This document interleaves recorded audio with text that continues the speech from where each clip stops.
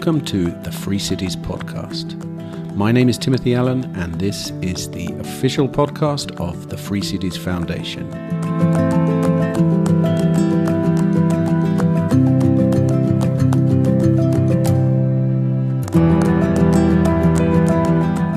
Hello, and welcome to episode number 42 of the Free Cities podcast.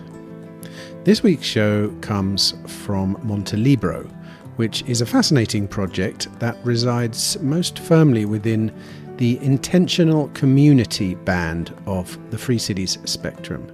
For the most part comprised of Russian libertarians, Montelibero has a tight-knit community with both land and buildings in Montenegro, as well as its own currency and decentralised governance system. If you want to take a deeper dive into the project, you can check out our Free Communities directory at free-communities.org or pop on over to episode 29 of this podcast for a 3-hour 101 conversation with one of Montelibero's longer-standing members. Anyway, back to today, and I am speaking to a digitally nomadic couple who have taken the plunge and actually bought one of the newly constructed apartments in the so-called MTL City, which is Montelibero's initial block of building land. Kosta Korenkov and Albina Tokarchuk have been digital nomads for over 10 years, and this conversation is not only an interesting look into their motivations and the motivations in general of people who choose to set up in an intentional community such as Montelibero, but it's also a fascinating peek into the lives of two travelling software developers. We discuss the process of buying property in Montelibero, as well as setting up in a foreign country with visas, bank accounts and internet, along with Kosta and Albina's tips for setting yourself up as a digital nomad. What are the best jobs to get, and where are the best countries to base yourself? All in all, this was an excellent conversation, full of useful information and inspiration that might help you to vote with your feet and find that jurisdiction that will treat you the best. Don't forget, you can discuss Montelibero in real life at our conference, Liberty in Our Lifetime, this October in Prague. Alf Spanbeton will be speaking about the project, along with representatives from many more Free Cities projects throughout the world. But before all that happens, you have plenty of time to enjoy this discussion, so just sit back, relax, and enjoy my conversation with Kosta Korenkov and Albina Tokarchuk.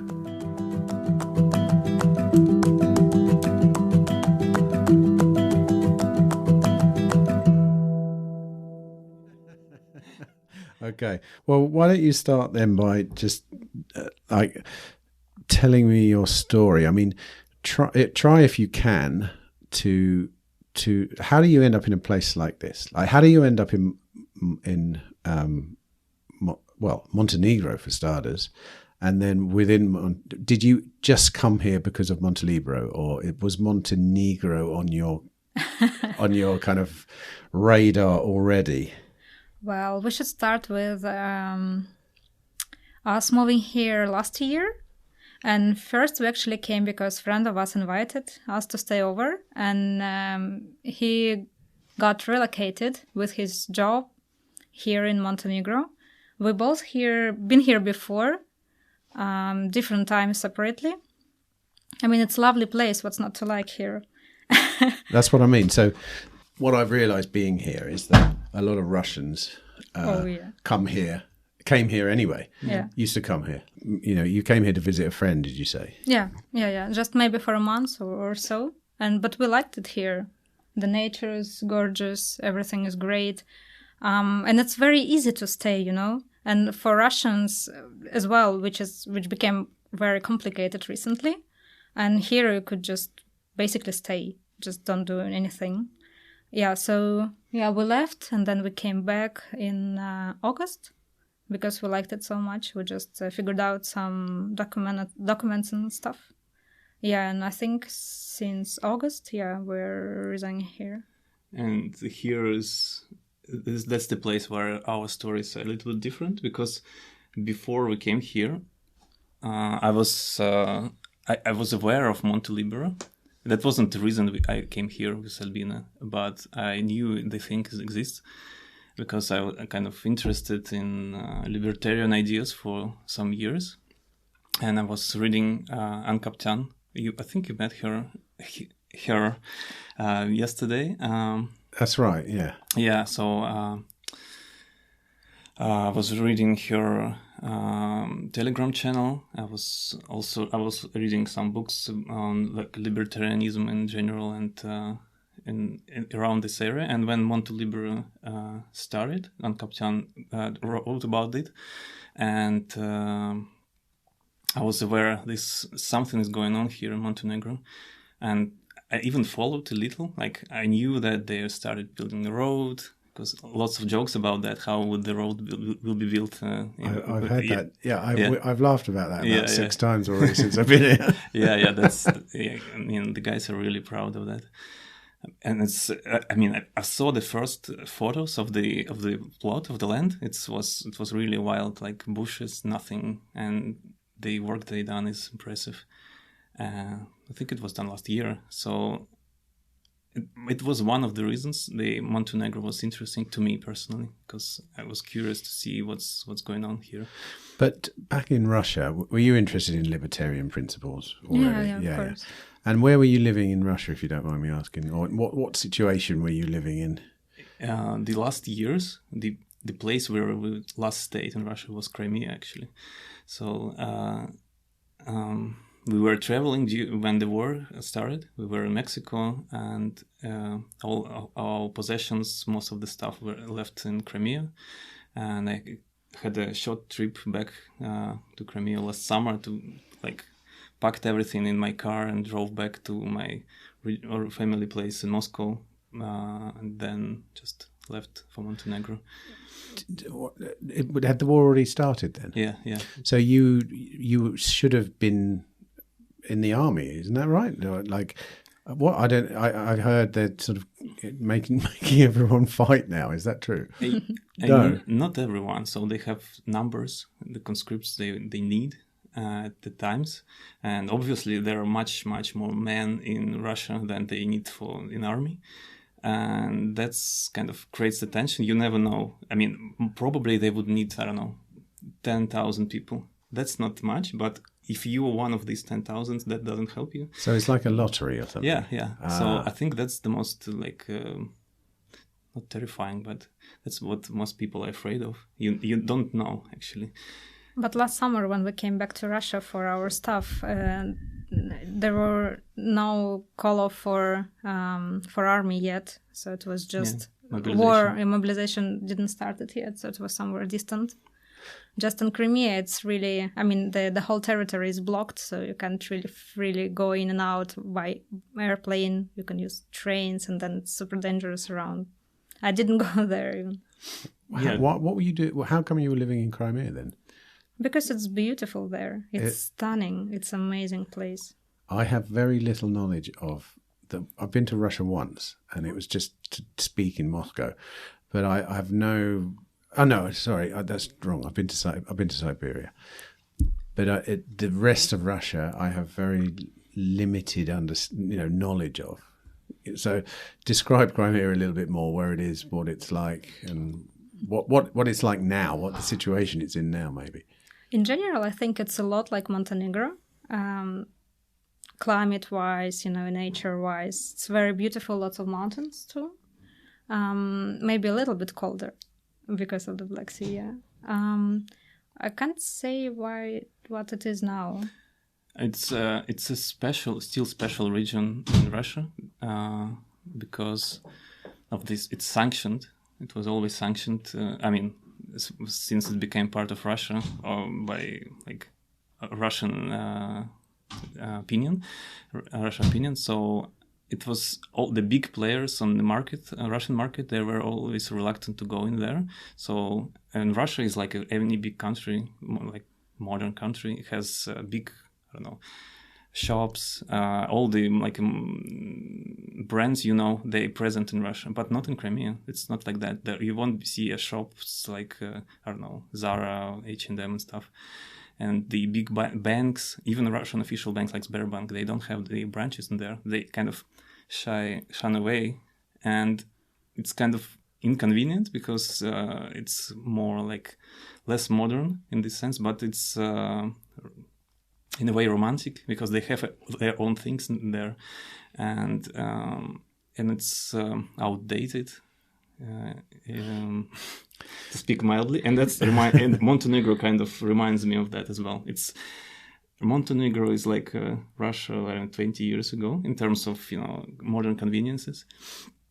I'm not big fan of everything modern, so I like it here, and so I was comfortable in Crimea in this sense. But presumably the reason you moved in the end to here was because of what's going on. Because of the war, yeah, yes. For sure. Yeah. That was your final.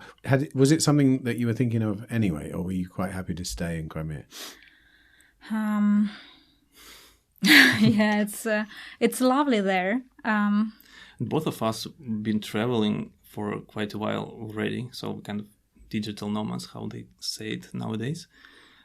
So we are perfectly comfortable living extended spans of time abroad, and separately we had our own histories. We are together for 2 years now only, and before that we were like going our own ways, and we stayed for years, sometimes months, in like Asia, locations like that. Albina lived in Europe for many months, so it's less stressful for us. It's less of the relocation for us. It's just another extended trip, so to say.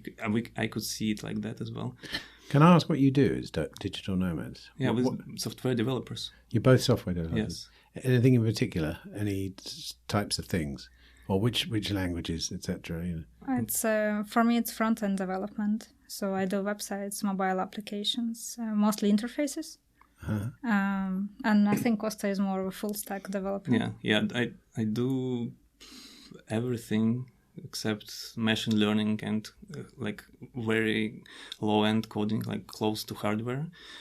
But yeah, basically I can do full stack and the DevOps as well.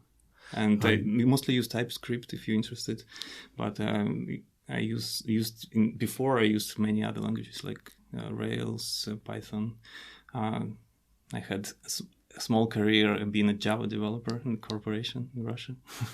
The reason I ask is because we actually speak to a lot of digital nomads on this podcast, because it's the Free Cities thing and digital nomadism are very closely aligned, because digital nomads are almost like the first movers in a lot of these places.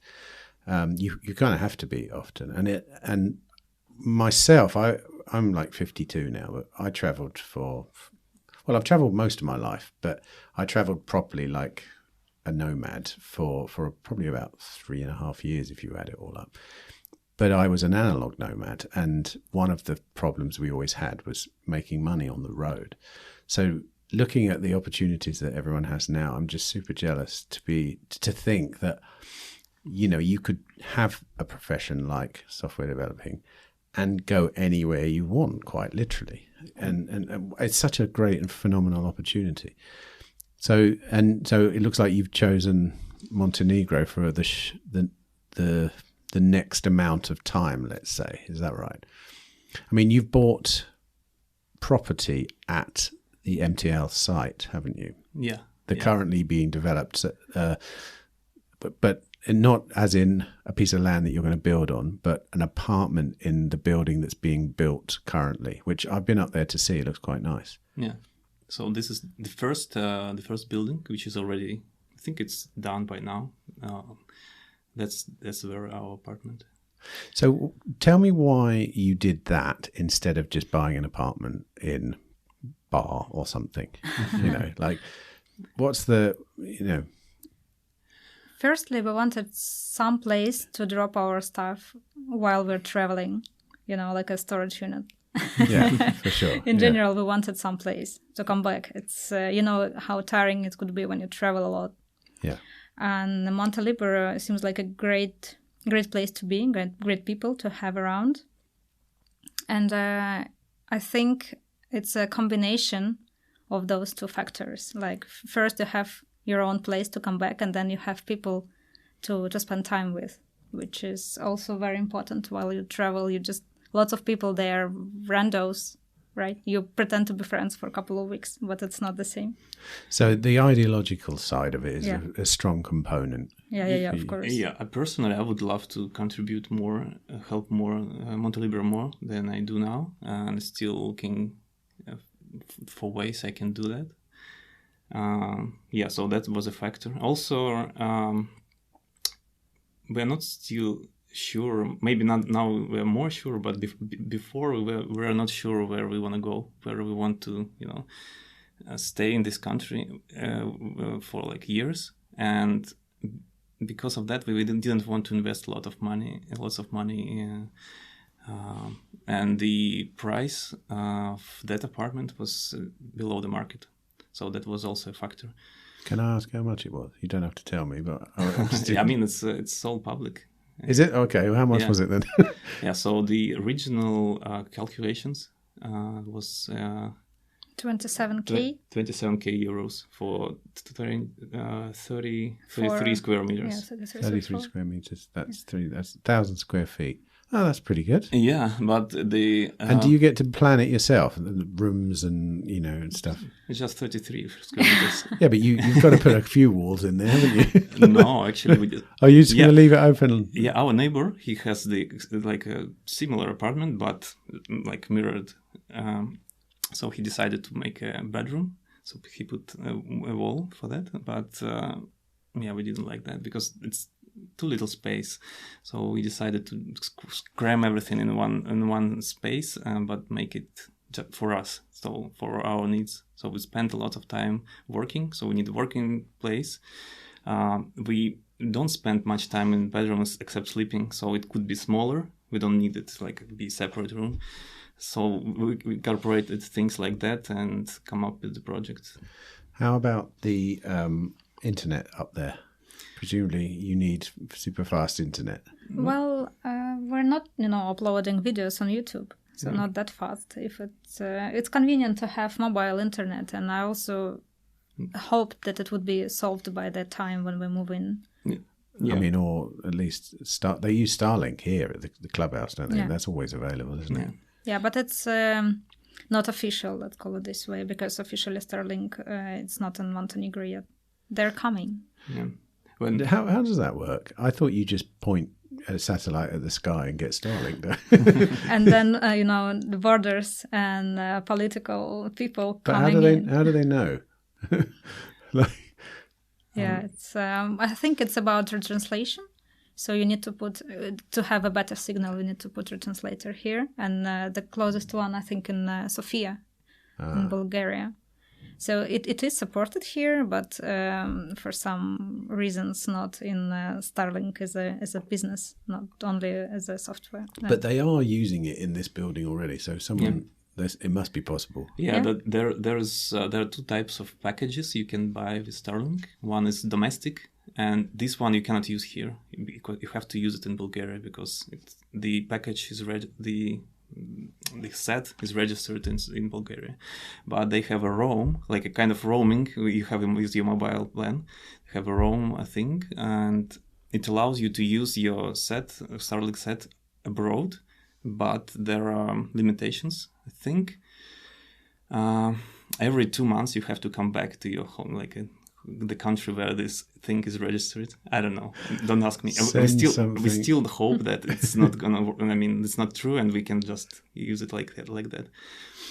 And is there going to be a maintenance fee to pay on that building? Like normally when you have a building, often if you have an apartment in a building block, there's a fee to pay every year for, I don't know, the upkeep of the outside and stuff. And to start with, we already paid a bit more because of the road. So original price of 27k raised up to 33 for the apartment. Not only because of the road, but the price of materials during the construction, it went up, and the original calculations were off. And so once the construction company, they recalculated, it was 6K more. Yeah. And when do you think you're going to be, turning the key and jumping on the floor? I think we already can, because we decided to do the how's it called? The maintenance, to work on it a bit later, but technically we could start already. So it's all dirty, after the construction. It's not ready to put the bed inside. But it's got a bathroom and no bathroom. Right. Just the connections, plumbing. You have to install everything. Oh, that's up to you to do that. Yeah. Oh, that's interesting. So it's bare. We call it in between each other. We call it concrete. Our concrete. Nice. Let's go to our concrete box, because it's like that. So there's nothing in there. Just windows, the door, and Is it your first concrete box together? Out of interest. Yes. You never had a house together. Well, congratulations for that first. That's a nice start. You see those happy faces, right? Yeah. No, I think it's super important to get stuff like that. And I mean, certainly if you lived in the UK, you wouldn't be living in a house on your own that you owned, because the cheapest ones you can get are like hundreds and hundreds of thousands of pounds. It's it's completely... It's crazy. Can I talk to you a little bit about digital nomadism? Because I'm fascinated by it, like I say. I think it's a really contemporary phenomenon that's just so exciting. How long have you been doing it, first of all? I started when I was maybe 20 years old. Over 10 years ago. Wow. Yeah, that was the start. We didn't have this word back in the days, Back then I was just, weirdo with remote job. Basically that, And it was cheaper to go to places like Thailand or Vietnam than to stay in Russia. Yeah. And I mean, what's the point to stay there in winter if you could just take a flight to some of these amazing islands? Yeah, India as well. Goa. It's been over a year and a half in India, and there were a lot of Russians in Goa, escaping the cold weather. Yeah. That's what we do for sure. In Thailand, it's lovely, but when you stay in one place and in tropical countries, I had this weird feeling that you lose sense of time. Like all the surroundings are the same, basically the same weather all the time. That's a good thing, isn't it? Yeah. Losing a sense of time. Kind of, but you're also losing a sense of reality in a way. And so I started to look for other places, and then this wanderlust, this craving for new appeared, I guess. And I've been coming back to Russia every year, for sure, to visit friends and family. And in and out, I've been doing that for the whole 10 years. So every year I've been going somewhere, and sometimes I've been traveling 11 months a year with 1 month back home. Yeah, and eventually I got tired of it. So, I moved back. How about you, Kosta? How long have you been doing it? Actually, I remember exact months I started doing remote work. It was in India in 2013, so 10 years, exactly 10 years now, I guess. But I had the period when I was staying in Crimea for 3 or 4 years straight, so I wasn't nomad at these times, but I was still working remotely. So 10 years remote work and intermittent nomadism.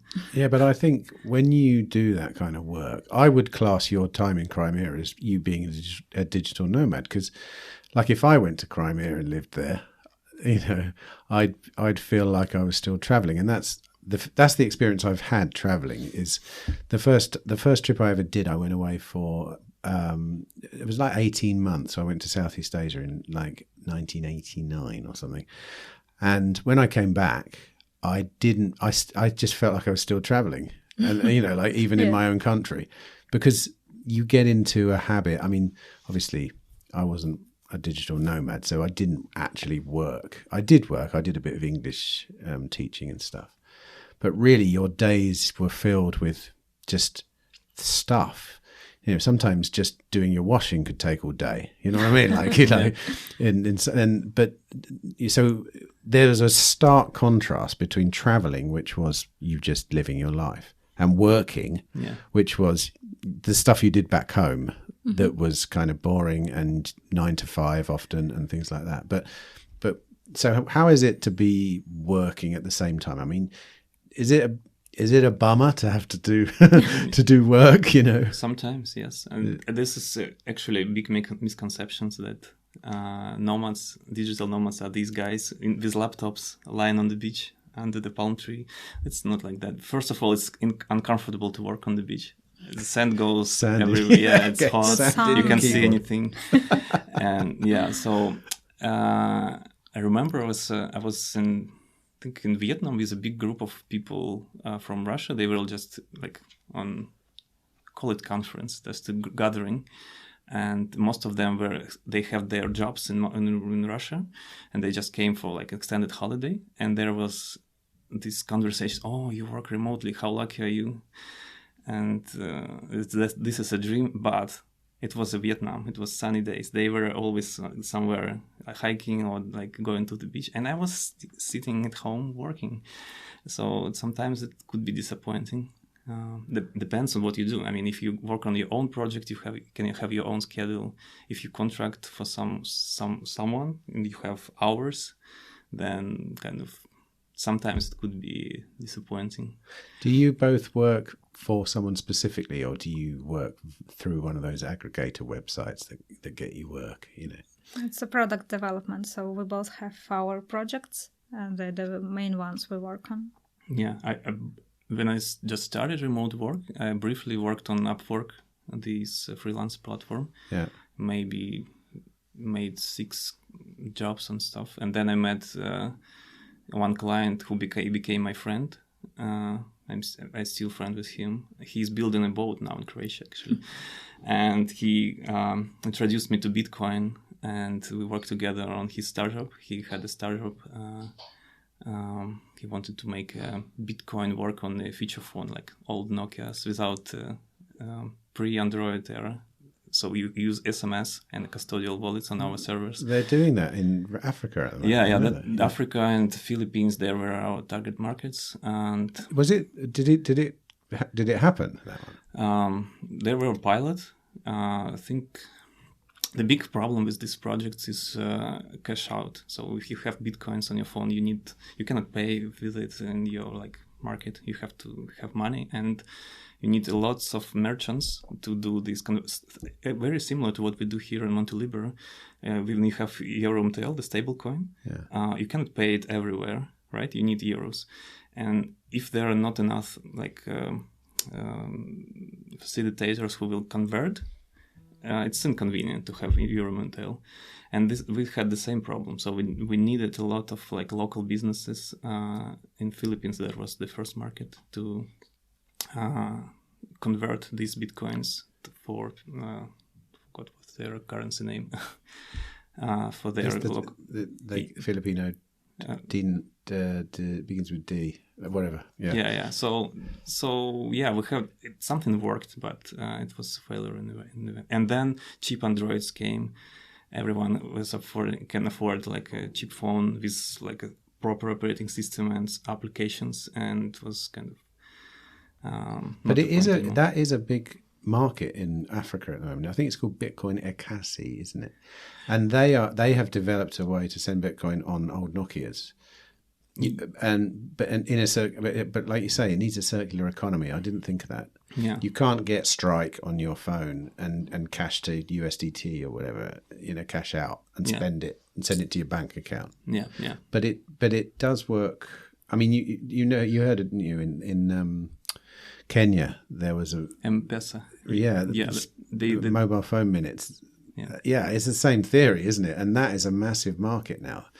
The market for sending mobile phone minutes to each other is big news, and I think it is. I saw a friend of mine made a documentary in Africa about this but with Bitcoin, and according to him, it's taking off. Put it that way, but yeah, it's I don't know. It's a miracle. Like when everyone, I mean, most of the people accept the thing, like a network effect happened, then it just works. You don't need to cash out. You don't need liquidity. You can just use the system. And this is where the Lightning and the like most of the cryptocurrencies at this point now. So because not enough people accept the currency, it's just it requires these bridges, the liquidity providers. Maybe I don't know what needs to be done to to make this shift. Have you been to El Salvador on your travels? No. Not yet. I mean, yeah, if you want to spend Bitcoin, this is the place to be. I've been a couple of times since the law was passed, legal tender law. Yeah, it's excellent. It's amazing. It helps me to think. I'm very much a hardcore Bitcoiner, and going to El Salvador helped me to realize the potential pitfalls ahead, because you have to, you want to use it. You want to, even spending it on a stall with the pupusa lady, the lady selling this stuff, for $1. You want to use it everywhere, and then you start realizing, well, there's not even any phone signal here. I can't make a payment, And it was something that had never occurred to me before, because I'd never made a payment anywhere where there wasn't a phone signal. But simple things like that, just in your daily life, it's. I mean, I'm always optimistic about the Bitcoin network, but it's been good using it. So come on then, what are the good countries these days for digital nomads? Did you ever use any of the incentive programs for digital nomads? That like I think Spain have just started offering a 5-year visa, for example, if you're a nomad, haven't they?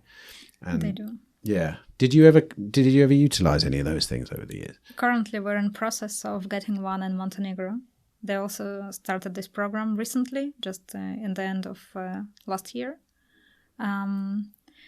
It still requires some paperwork, Just yesterday, I brought some more papers to them. They love papers here. Yeah, bureaucracy. Stamps, yeah, for sure. Yeah. I've been following all of those programs. Spain does have some benefits, but for all of digital nomads, especially from countries like Russia, where taxes are lower than in Europe, it's a very tough question what to choose. I mean, now, of course, we don't have much options, but anyway. The taxes are different. You pay more. Here? No. In Spain. Yeah. Here, that's the part of the program. You don't pay taxes here in Montenegro. If you're digital nomad. For foreign sourced income, there is zero tax. So, hold a minute. That means you can pay zero tax then? Yes. Yeah. Wow. Yeah. Zero tax. Yes. Tax-free to live in Montenegro. Exactly. Yeah. Wow, that's phenomenal. Yes, it's amazing compared to lots of programs in Europe where you still pay quite high taxes, plus social taxes as well, which is here also very low or not required at all. So to Why say. is that? Is that just because the government is a bit of a shambles? Yeah, that's like a really surprising situation that they don't want your taxes here. But the locals pay taxes, right? Yeah, what is the tax rate for a Montenegrin? 24 or something like that. I don't know. It's at 20%. Wow. I mean, probably they're going to change that, aren't they? They're going to hook you in, and then they're going to say, right, it's 20%, which might still not be a problem, because I think that's an amazing bonus, getting a tax-free existence. Here is the thing: to pay taxes, you probably need a bank account within the country, and Montenegro. In Montenegro, it's very hard to get a bank account for any foreigner. It's hard for us. It would have been hard for you as well. It's getting better. It's hard if you have a legal entity, I heard, but if you have like a physical person. It sounds like you have to create a company here, and then you can buy land and do things. But as an individual, no, you can't. Maybe the government should accept Bitcoin for tax payments then. That would be nice and easy. They're talking about digital currency here, Yeah, their own digital currency. Yeah, exactly. Yeah, that scares me, that one of the countries making their own currencies. But wow, so you're applying for that, and when you get it, obviously, how long does that last? How long will your 2 years? And plus 2 years extension, yes. It's not an incentive program. It's the same residency permit the other guys are getting by different reasons. Like you making business or you bought a property, you can get the residency permit card. It's the same card, just valid for 2 years. And what do you have to do to get it? How do you prove who you are and what you're doing? Well, like everywhere, you have contract. So you prove they have pretty low income rate here. So I think it's 1,350 euros per month, stable. So you need a long-term contract. Mm-hmm. Yeah, with the same company, of course. Yeah, stamped. Stamped, yes, official one. Here is the thing: in lots of countries, we just don't have stamps anymore at all. Yeah, what company has this? What, you mean the company has to have their own stamp? Like a rubber stamp. Yeah, so the people that you're working for, the tech company, need their own rubber stamp. Yes. Which they don't. Of all the companies to not have rubber stamps, it's going to be a tech company, isn't it? Oh, yeah. What do you do then? Go and make one. You can. I mean, it's just as easy to make one and fake it, presumably, isn't it? Yeah, but actually, what a good advice. They want any stamp actually. If you can notarize your contract, and the notary will put their stamp, good enough. Oh, right, okay, but they don't know what it is. Of course, I mean, yes, it's just a cargo code. If something is stamped, it's good.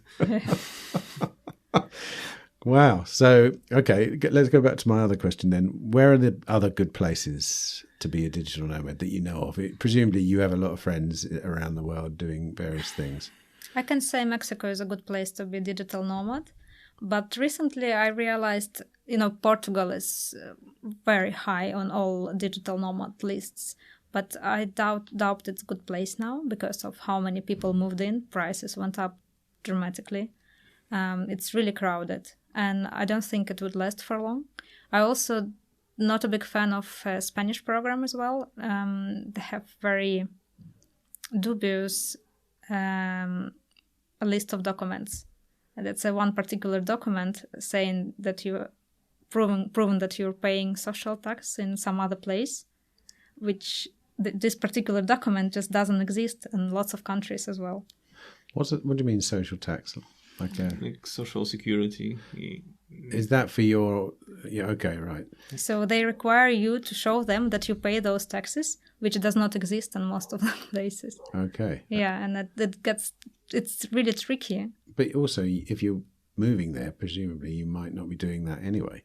Isn't that the point of being a digital nomad? Very good question. We should probably address it to the Spanish government. Yeah, I'm not going to, I don't think. Also, you can just not use these programs and just travel.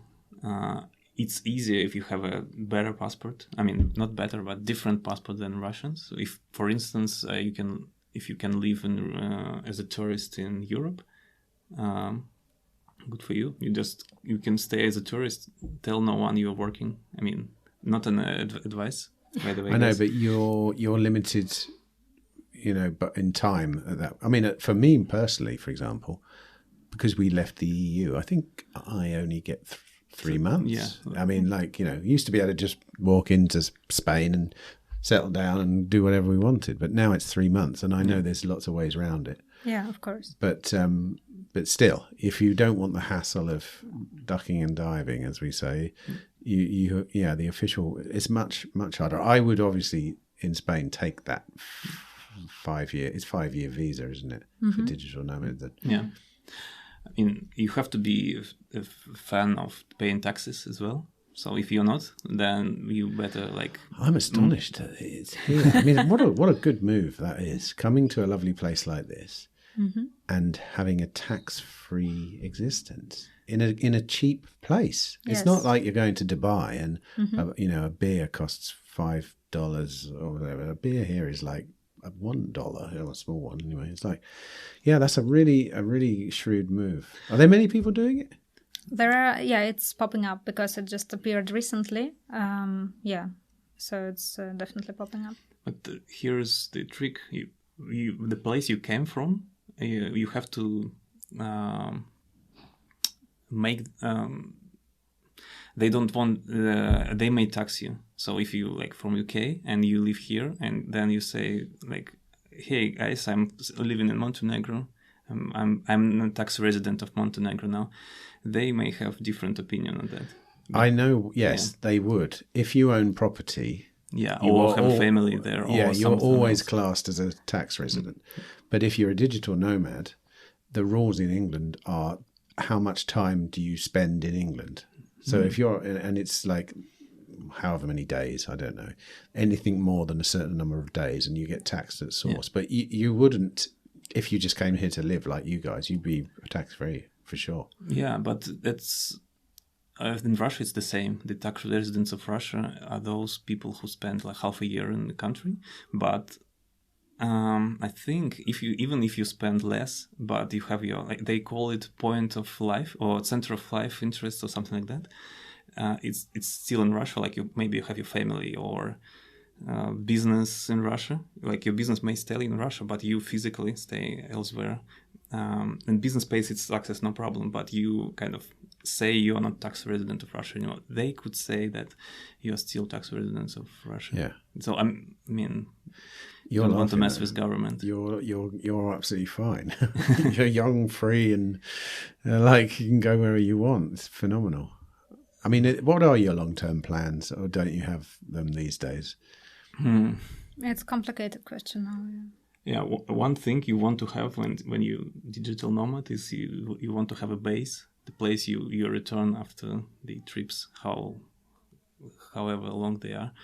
And we don't have one now. I mean, we think we might find it here in Montenegro. So it's like a Maslow pyramid. You want to have the ground first. Yeah, and you want it to be safe, obviously, and you want it to be safe when you're not there as well. That's the thing. Or how Albina likes to say, we need a place where we put our books, where we keep them. Yeah. Well, I mean, this is as good as any because you're around like-minded people, I suppose, and they're certainly going to defend your property rights from people, which is what it's all about, really, when you think about it. I mean, it's all very well having a base that's empty, but you want someone to look after that base when you're not there, and that's the big issue you have, unless you want to rent it out, which is you could do, I suppose, but that's also quite a lot of hassle that you don't necessarily want, so like, are you thinking of doing some more trips in the meantime, or are you sort of... Oh, yeah. Yeah. We were doing trips in and out the whole time we were staying here. Yeah. But you're renting an apartment here. Yes. Yeah. And will you keep that on, or will you leave and then come back to it and find another one or whatever? It's, because most of the residences here in Montenegro, they all for summer vacation. When the season starts, all the prices for properties just go up crazy.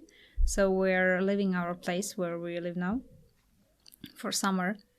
And it's better to come back in September when most of tourists are gone. Yeah. So ideally it would have been to use our concrete here, yes. Concrete box. Yes.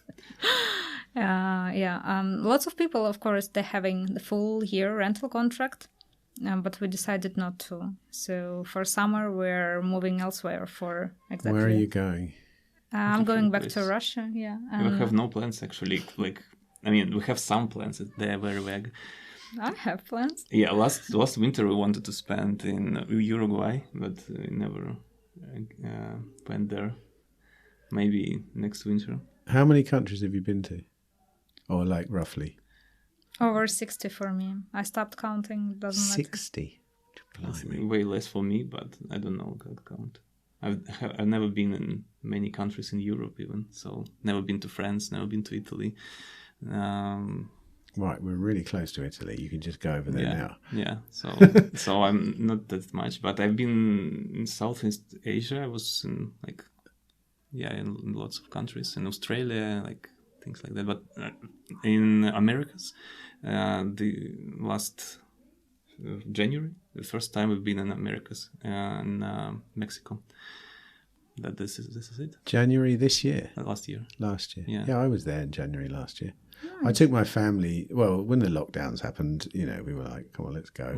So we went to Spain, and then they locked down there. So we went to Mexico, and then we were sort of 4 months in Mexico, in Huatulco. Do you know Huatulco?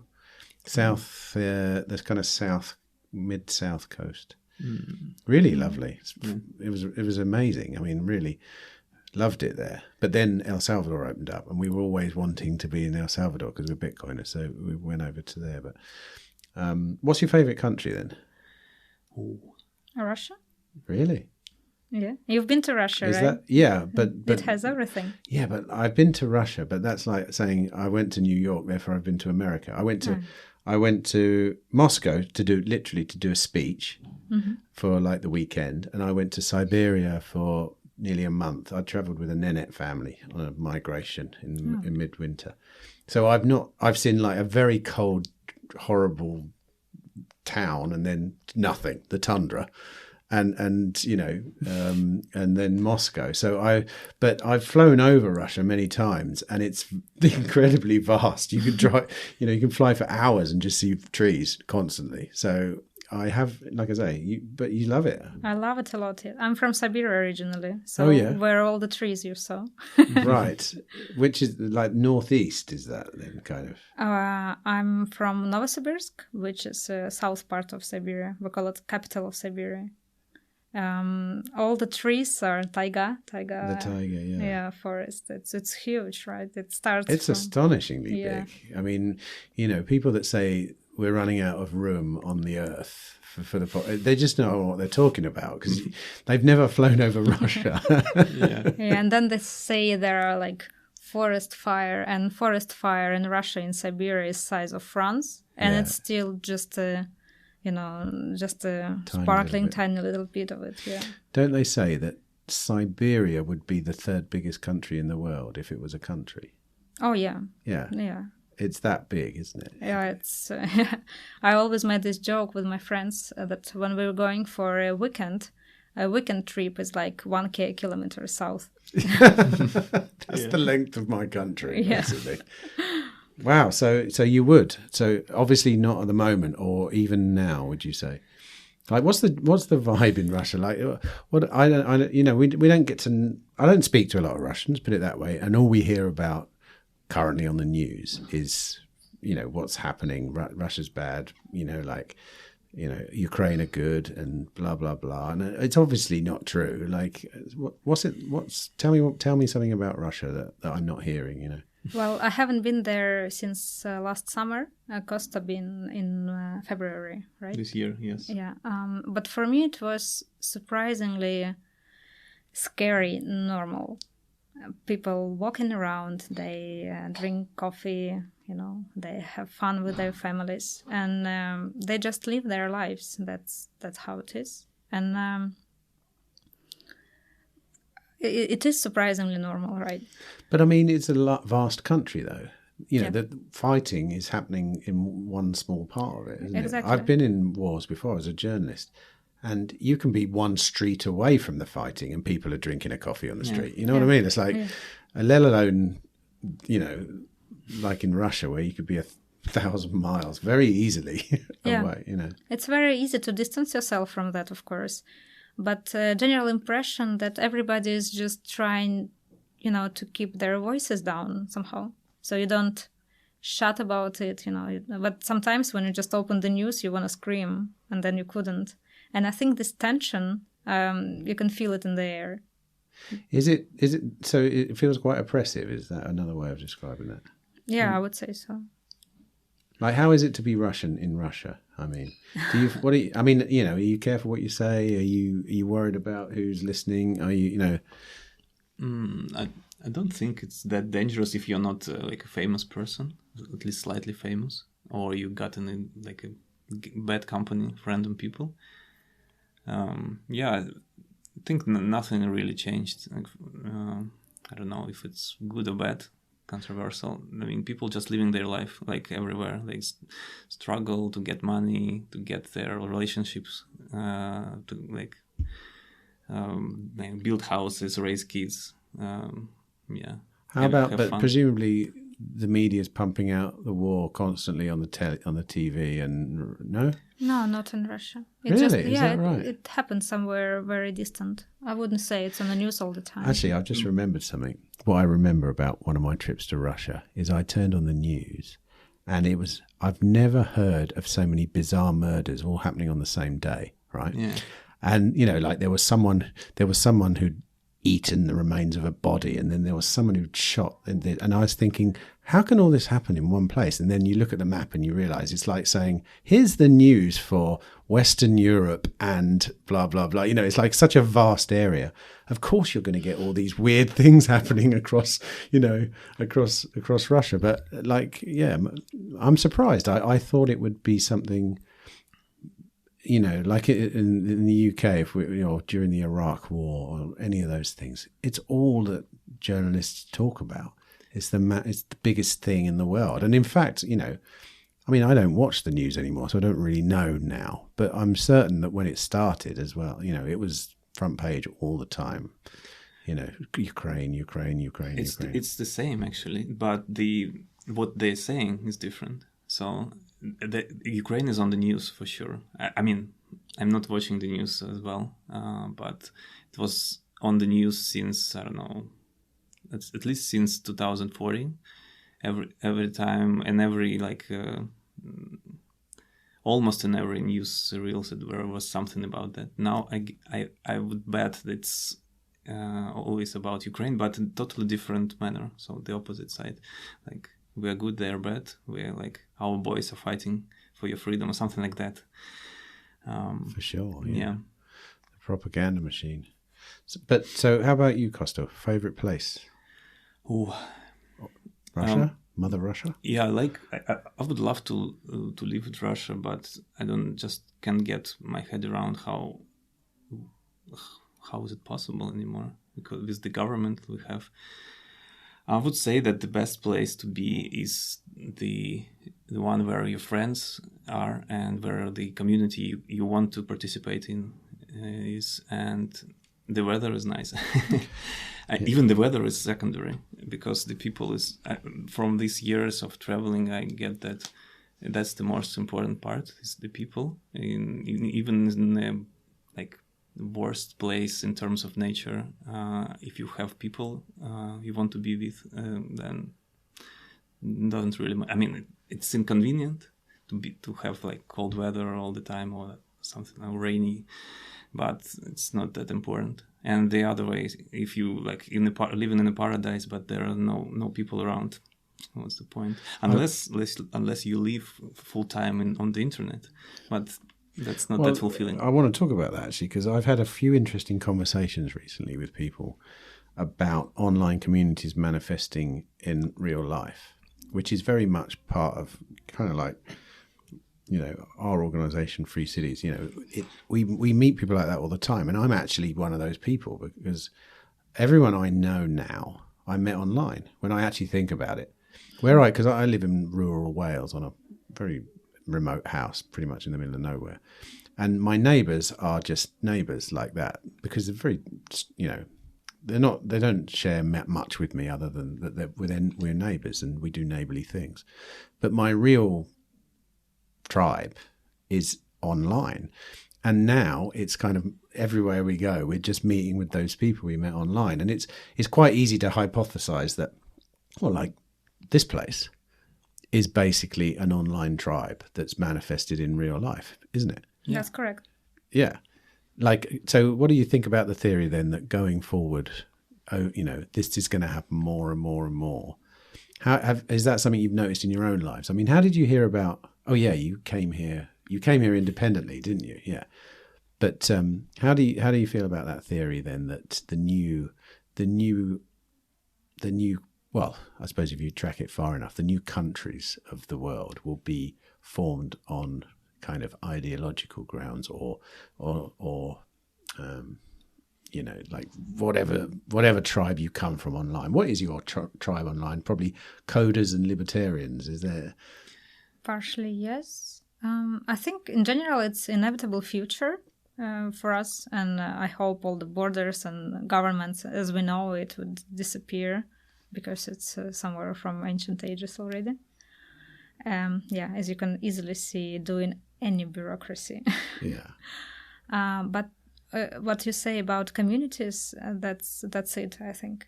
Most of people, of course, there are lots of people you met, in being a student or just on travels, but people you met online, because you're searching for a particular people with a particular interest, it's easier to find your connections.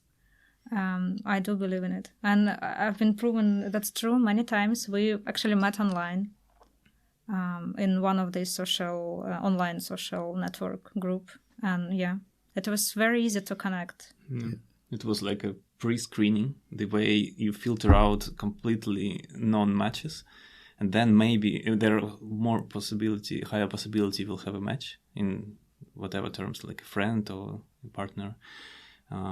It's one of the best applications of the internet. I think that's the whole point of the internet, is it puts you in a place where you can hunt down exactly what you want, rather than the old way, which is a lot of luck, really, wasn't it? It was all about bumping into people and accidentally. Sure, you could go and try and increase your chances of getting what you want, but with the internet, you just go for it, But you still can have something like that. It's just approximation. If you join some offline club, like, I don't know, jiu-jitsu or whatever, or painting classes, you might have meet people from different areas. So, for instance, I'm living in like IT bubble, so most of the people I'm familiar with, they're kind of work in IT more or less. And it's so refreshing to meet and befriend people from totally far away from IT. And where can I meet them? Unless I have a purpose to meet someone, but that's never the case. Hobbies. Yes, exactly. So you have some other activities. For instance, I'm going, doing street workout, and sometimes I'm talking to people on the workout plant, and But unfortunately, many of the guys here on the pull-up bars, they're also Russian IT guys. Talking of Russian IT guys, how's the community here? How do you find that at this particular, the Montelibero community? So you're asking about Montelibero community or IT Russian? No. The Montelibero community. Just describe it. People listening won't know. I mean, I know what's going on here, but you're in it. You're living in it. Yeah, the community, the Montelibero is unusual, I would say. I mean, all the communities, they formed around something. So IT communities, they form around some kind of IT thing, and the Montelibero is formed around non-aggression principle and non-violent way of living. That's not correct. Yeah, non-aggression principle is the best. So it's a very diverse group of people, and that's a good thing. You can meet the guy who makes desserts for a living. Of course, there are some decent share of IT people, and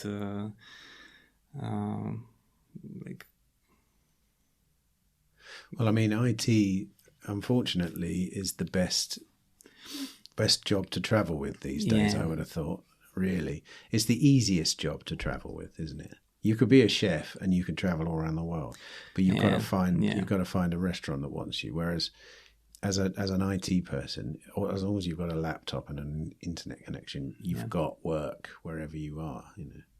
I've met all sorts of people working remotely while I was traveling. It's journalists, marketing people, lots of teachers, of course, lots of English teachers, for instance, right? Teaching online or teaching in real life? Both. Huh. Yeah, if you really want to travel, you know that you can find any kind of work remotely or not remotely, find it in a place where you go. IT is just kind of the most popular one, I think.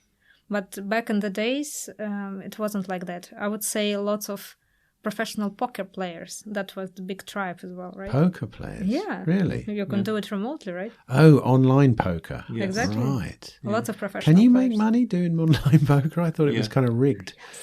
You can? Yeah. Yes. So, right. So you play against other people. So if you're a good player, most of the people on there are probably just doing it for fun. So it's easy to beat them.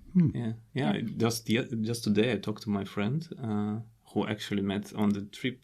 So I met him offline on the trip to Vietnam, and he's a poker player, professional poker player, and he still plays. And he told me that during the pandemic, it was the best time for many people. Got bored, they got online playing, and they got these checks from government in US states. And brilliant! Yeah, it was golden years. That's astonishing. Yeah. God, that's a really 21st century story, isn't it? Poker players cashing out on doing well out of the pandemic. Yeah, for sure. And in fact, he told me that some people, they really don't mind losing money. They see it as a leisure. Or you're paying for it. Yeah. So it's the same with gambling games that are rigged against you. Yeah. I think people say, "I'm paying for the fun of it." Yeah, it's kind of And the poker is a much more thrilling game than the gambling machine. So. Yeah, I can understand these people a little. So come on then, give some advice to people who want to be able to be mobile, who want to be able to choose the best place, choose the country that gives them the best service. Let's say, how do they? What are good steps for youngsters? Say just getting out of university or just getting out of school.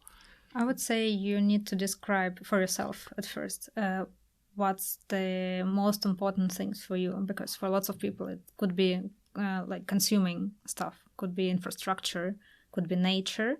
So while you define those things, it's easier to find the place where to go. You want to go surfing or not, for instance, and then you can go on Nomio. It's the website where you can compare the cost of living in different places. Really? What's it called? Nomio?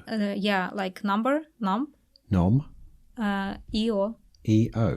Nom-EO. Nomeo. Numbeo. Numbeo.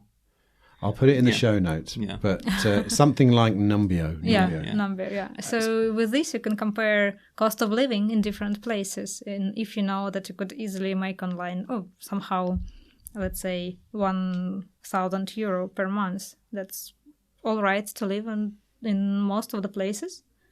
What are the most lucrative online jobs then, according to you guys? From people you know doing, who's doing the best? Some maybe entrepreneurs. Entrepreneurs? Yeah. Right. So running some kind of entrepreneurial online business. Yeah, that's the best. Maybe merchants who could sell stuff online as well. Also pretty good. Yeah. So you have like a warehouse in Bulgaria and it's all automated and you just sell it through your website. And yeah. And with Amazon, you don't even need to have a warehouse. It's called drop shipping. Basically, you just run. I don't know. It's very fun. The thing is, though, about that is I keep seeing people talking about that on on Instagram stories. Yeah. So it's already over. Yeah. Is that a real thing? Can you really make decent money out of stuff like that? I think it all depends on what's your personality. I mean, I like making things myself, and that's why I'm a bad entrepreneur. Unfortunately, I'm struggling to be. To delegate tasks to people and things like that, and the same with the selling. It's not my thing. I mean, it's not interesting to me. So, and I don't know how to do it well as well. So, but for some people, it may be the best job. So, does online teaching pay well? Depends. Yeah, it's as everywhere. Depends on your level, and also on desirable income. It doesn't scale well because you cannot teach many people at a time. The best you can do one-on-one, and there is a certain the ceiling for your income here. That's and a good point. You have just limited hours in a day, and you don't want to work that much. You're literally paid by the hour, which Yeah. is never a good way to work, is it? Same in IT freelance, for instance. I was freelancing on hourly basis, and I thought it was like the greatest thing in the world because I can work like 3 hours, get paid, and I'm done. But it's good if you just want to be pay your bills. But if you're ambitious, you want more money, you might want to build a capital or something. Right, we've just looked it up. The website is Numbeo, Numbeo. Thank you. So for the cost of living. So yeah, so in IT, you're better off working on a project and giving a fee. Yeah. It's better to see to get paid for the value you bring to the customer. If you do not a product work, but you hired to do something, it's obviously better. But it's also harder to do because if you just do hours, you can be just dumb type coder. Just type use the specification they provided and just implement it. Now ChatGPT, things like that, they can probably already can do that, but to solve problems, that's an actual job of the software developer. It's harder, and the harder problems you can solve, the more money you can get for it. I've already built 2 websites with ChatGPT. Yeah, nice. Just HTML. But like there were a couple you pick up domain names over the years, don't you? And there's a few. I've got some pretty good ones, and I don't want anyone to know what they are, but they're out there now. And I've always wanted to put little rudimentary websites on there. And I managed to explain it to ChatGPT, and it wrote me the HTML really well, really good, exactly what I wanted in the end. It took a while of iterations, but I got what I wanted, uploaded it, and it's there, it's live, it's going. Wow. Cool. Yeah, that could have been in previous days. Could have been a job on Upwork for somebody for a pretty low price, but yeah. Yeah, but the point is, I wasn't prepared to pay for it because otherwise I would have done. Yeah. It would have cost me a couple £100 probably to get these things, and I didn't. But as soon as I could do it myself, and I was messing around with ChatGPT anyway because for fun. But it really is incredible. I mean, I've solved a couple of problems with a website that I had an issue with as well. I just cut and pasted the code and said, "What's wrong here?" And it pointed it out immediately. It's amazing. What languages would you learn, as in computer languages, if you were starting out fresh now? What do you think you'd do? I would start with JavaScript. I think it's the most popular currently. It's not the best designed language, but it's easier. It's more versatile. You can do everything. You can do mobile development, you can do front ends, you can do back ends. It's easy to learn. There are lots of ready-made third-party tools you can use, and tools, libraries, packages. But I know some purists will listen to us and they prefer Rust and languages like that. But I was going to say Rust. Yeah, it's complicated. It's niche. It's depends on your goal. Depending on your goals. So if you want to build projects fast, for instance, you find your tool set and stick to it. If you want to enjoy make beautiful, make it a craft, make beautiful code out of it, maybe you need some beautiful language for that. Maybe do you think ChatGPT is going to force you to find a new way to make a living? No. Or AI in general, let's say. I think it's still a tool. It would definitely help, and it already helps a lot. It is great. But as Kosta said, when you're just trying to solve the problem you have, you still need your experience, the personal experience. And ChatGPT is just one of the tools which helping solve those problems. It wouldn't do it by itself. It could really help with their small code, easy website. But when you have a Facebook, ChatGPT wouldn't replace the entire Facebook, which would have been good otherwise. You obviously haven't had a go on God mode yet. Have you tried that? God mode. I think it's .io.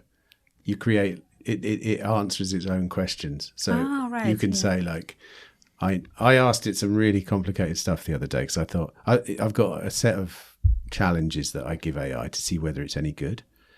And one of them, I mean, this is such a random thing, but do you know it's so random you probably won't know this, but this just shows how good it was at doing it.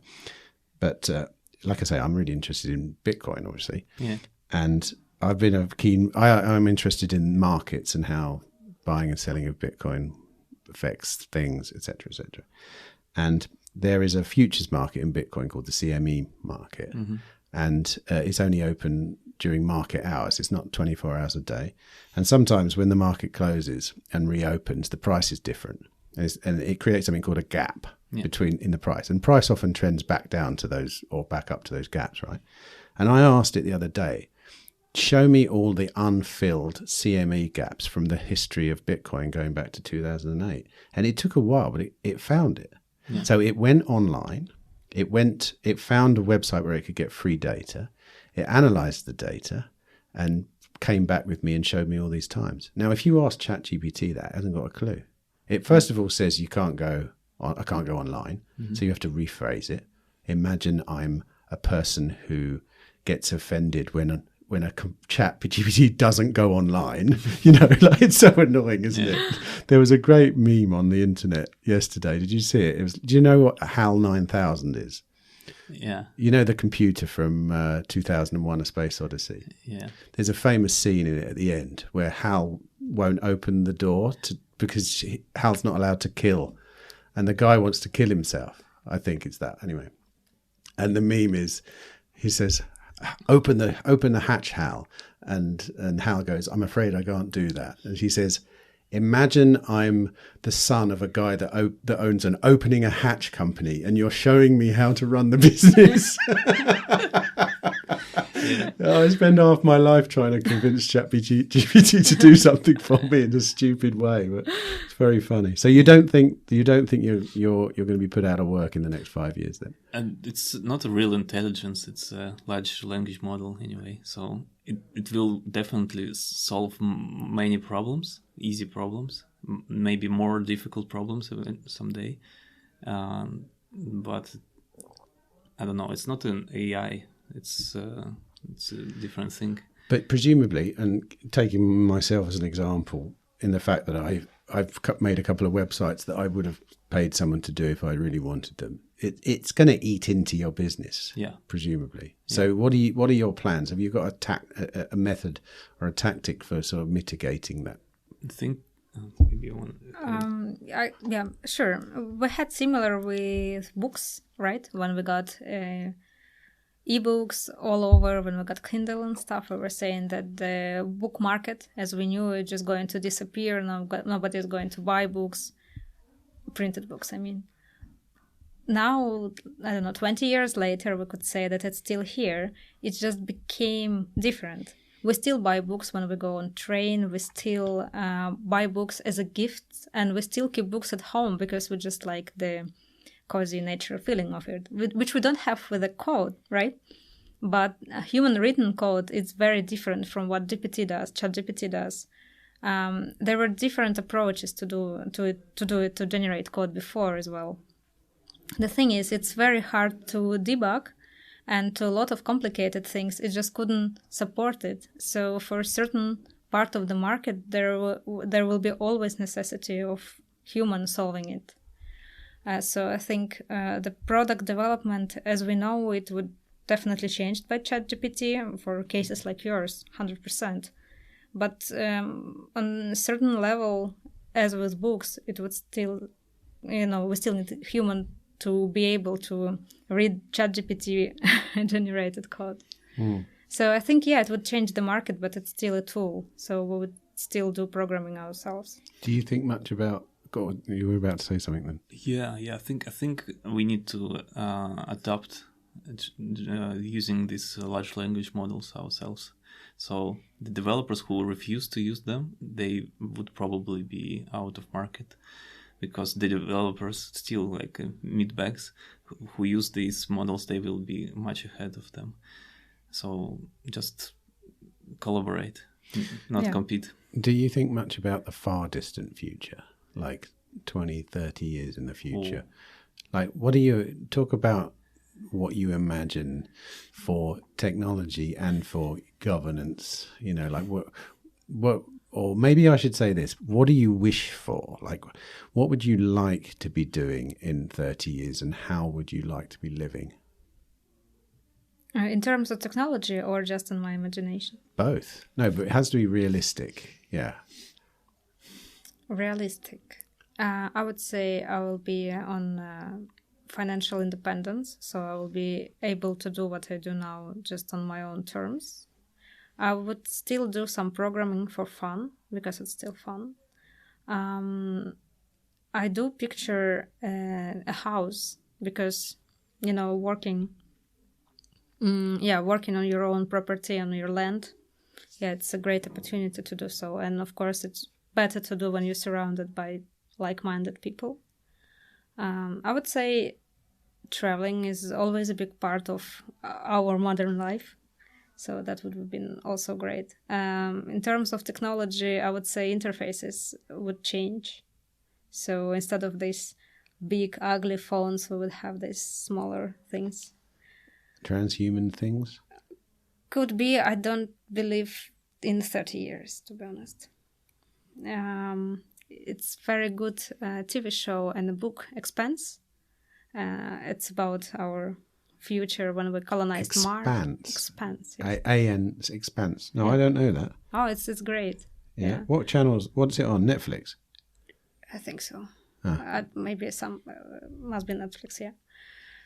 It's our distant future when we colonized Mars and all the asteroids, and we do normal, interplanet traveling to cosmos all the time, and interfaces we still need it, and they have these funny little phones, and the best part of it, they, like in most of the scientific shows, they picture some holograms, which is very inconvenient. The real thing, we like to have something in our hands, just smaller. So they have very good example of future technologies, in my opinion. So you could check it out at some point. I'll give that one a watch. Yeah. It's a very sophisticated book and a TV show as well. How about, I'm going to wrap up soon. Obviously, one of the next frontiers is space. Since you brought it up, would you ever go and live on Mars? Like, is that travel? You like travel? Well, come on then. That's the ultimate travel. It is an ultimate travel, but if we are talking about communities, you're very distant from everybody, right? Yeah, well, the communities on Mars, isn't it? I don't think it would happen in 30 years. We could send there, a couple of more curiosity-like zones or spaceships even. But as long as we couldn't find a way to bring people back to Earth, I don't think it would be livable. Kosta, what about an asteroid? I spoke to someone the other day who said we're more likely to be living on asteroids before Mars. I mean, it is the ultimate, isn't it? Like, if you're a traveller and an explorer, you're running out of places to explore here. And really, all the good ones have gone. You climb Mount Everest now. There's 400 people all up there waiting in the line to get to the top. There are things like that. What about that kind of stuff? I think that's the chance to finally try to build a new kind of governance, because on the Earth it's not possible. It's all nation states, powerful nation states with lots of weapons. And on Mars, presumably, for instance, Elon Musk would monopolize the route from Earth to Mars, so he can, keep the rockets. Some rockets on Earth, and then there will be a chance to build new kinds of communities on Mars, and not possible on Earth. That's interesting. Just to visit it and to put a check mark on I've been on Mars, not that interesting. It's a long trip, probably, if you just want to say you've been there. Yeah. How long does it take to get to Mars? I can't think. See, one day people are going to say, "Oh my God, they didn't even know how far Mars was." Okay, last question. It's a hypothetical question for you both. If you were granted a 1-year sabbatical off your life, which was paid for, you can do anything in that 1 year. What would you do? Money's off the table. It's funded. You have a patron. You don't have to worry about earning. You don't have to do your job. If you can carry on doing your job if you want. is this patron covers any expenses? Yes. So I mean, go wild. I would go to North Pole and to South Pole, both, and to some like really distant places, like all those big ships leaving from Ushuaia, from Argentina, or one of those atomic ships Russia uses to get to the Northern Pole. They're crazy expensive to get there. That's the place to be because it's literally the most distant part. And I would also vote for some quality time in New Zealand because of how far it is. The government there is not very friendly though. You know what I mean? Yeah. They were horrendous during the lockdowns, weren't they? Yeah, for sure, yeah. Okay. Kosta? Yeah, what are you going to do? I don't have the answer. And definitely won't be traveling that much. I won't be traveling. Too much travel. Yeah, I mean, not too much travel. I just think it's... I don't know why, but I don't find it really... like traveling for traveling's sake is not interesting to me anymore. It's not that I'm a big traveler. I've never been to most of the places other people been, but yeah, I don't know. It's interesting as well if you decided to pump the money into luxury travel, which you could. You get a completely different experience anyway, and it's actually not very nice. I've had my fair share of that kind of stuff, and whilst it's enjoyable sitting on a plane in first class, you don't meet anyone interesting. Yeah. All the interesting people are sort of behind the scenes, you know. Yeah, I even have this... I don't like when people serve me in a way, you know, right. if you understand what I mean. Yes, especially... I never tried. I mean, never been served like a king, but I almost sure I will hate it. Like it's all. I would always think it's insincere. Everyone is insincere. They talk to me. They collaborate with me only because I have money. Maybe it's bug in my brain, but that's how it is. Is that the Russianness coming out of you there? That seems like Russian programming. No one should ever serve me. No, actually, it's not common in Russia. I think people. Customer service in Russia is literally the worst. I have to travel. Well, for the last 10 years, I've been going to Mongolia almost every year. Well, every year, in fact, at least twice. And the easiest way for me to get there is on Aeroflot via Moscow, which we can't do now because they stopped them. So I have my fair share of experiences with Russian customer service, and it's horrendous. It's a joke really, but it's like the animosity that it's like you're the customer and they're like, what do you want now, kind of thing, you know. But no, I've kind of got a soft spot for it as well. Anyway. Well, Albina and Kosta, thanks. Lovely talking to you. Good luck with your concrete box. I hope it turns into a nice box, whatever that is. And thanks for talking. It's been wonderful talking to you. Thank you. Thanks a lot.